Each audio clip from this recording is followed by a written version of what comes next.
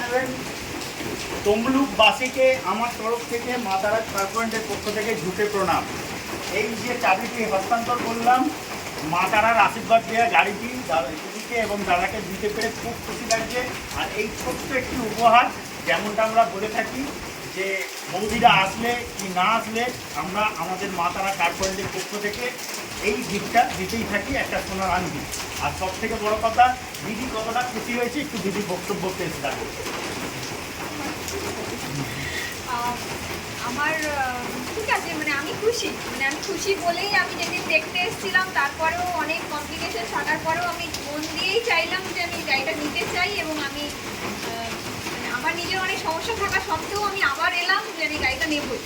সব থেকে বড় কথা, এটা আমার একটা দুর্বলতা বলতে পারেন। আমার বেশ কিছু পুরনো ঘটনা থাকার কারণে মেদিনীপুরের লোকেদের আমি প্রণাম জানাই। আর মেদিনীপুরের লোকেরা আমার কাছে অনেকটা বড় জিনিস, এটা আমার পুরনো একটা ব্যাপার স্যাপারের জন্য।